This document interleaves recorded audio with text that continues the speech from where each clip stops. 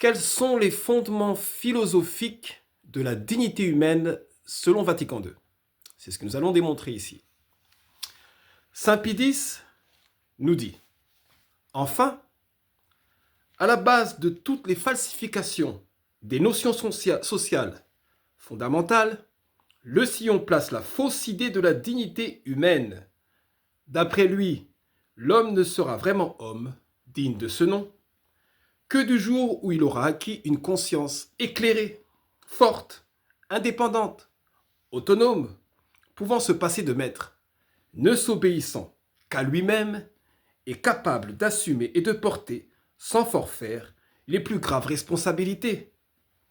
Voilà de grands mots avec lesquels on exalte le sentiment de l'orgueil humain. Tel un rêve qui entraîne l'homme sans lumière, sans guide et sans secours, dans la voie de l'illusion, où, en attendant le grand jour de la pleine conscience, il sera dévoré par l'erreur et les passions. Et ce grand jour, quand viendra-t-il?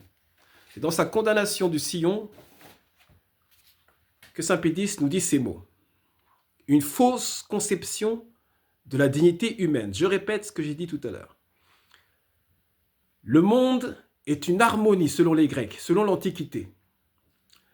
Les planètes sont disposées d'une manière harmonieuse et la nature apparaît comme une création ordonnée et harmonieuse. Donc le bonheur de l'homme consiste à se mettre en harmonie avec l'harmonie du monde, en découvrant quelles sont les lois qui font que le monde soit en harmonie. Et ces lois, ce sont des lois morales, les vertus. Donc par la pratique de la vertu, l'homme se mettra en harmonie avec le monde et sera heureux. C'est l'anthropologie, ou si vous voulez, la vision du monde selon les Grecs, selon l'Antiquité. Mais dans les Grecs, nous avions des sophistes qui, pour eux, l'homme devait dominer la nature et se soumettre à aucune loi. La mesure de toute chose, c'est l'homme pour les sophistes, et non pas la nature. Donc les droits de l'homme existent déjà dans les sophistes. Pour l'ère chrétienne, le créateur de la nature, celui qui a mis l'harmonie dans l'homme et dans la nature, c'est Dieu. Si donc dans l'Antiquité nous avions le culte de la nature, dans l'ère chrétienne nous avons le culte de Dieu, créateur de la nature et de l'harmonie du monde. Donc pour être heureux, le chrétien dans l'ère chrétienne doit se mettre en harmonie avec l'harmonie du créateur du monde, qui sont les lois de l'Église. Dans le monde moderne, c'est l'homme. L'homme, Dieu en fait a créé le monde, mais il n'a pas mis l'harmonie dans le monde. C'est l'homme lui-même que Dieu a laissé pour qu'il complète la création et finisse par harmoniser le monde, comme dira Descartes. Il faut se rendre maître et possesseur de la nature. D'où vient donc l'idée philosophique de la dignité humaine selon Vatican II? Des sophistes dans l'Antiquité grecque, de Descartes, du protestantisme évidemment, mais surtout dans le XVe siècle, d'un homme qu'on appelle Pic de la Mirandole. Écoutons le mythe, qui est une reprise du mythe de Prométhée, de Pic de la Mirandole, dans son livre qui s'appelle, tenez-vous bien, De la dignité de l'homme. Il dit, c'est à la page 7, il prit donc l'homme, Dieu prit l'homme, cette œuvre indistinctement imagée, et l'ayant placé au milieu du monde, il lui adressa la parole en ces termes. Si nous ne t'avons donné, Adam, ni une place déterminée, ni un aspect qui te soit propre, ni aucun don particulier, c'est afin que la place, l'aspect, les dons que toi-même aurais souhaités, tu les aies et les possèdes selon ton vœu, à ton idée. Pour les autres, leur nature définie est tenue en bride par des lois.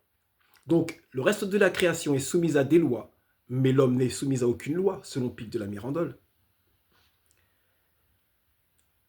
que nous avons prescrite.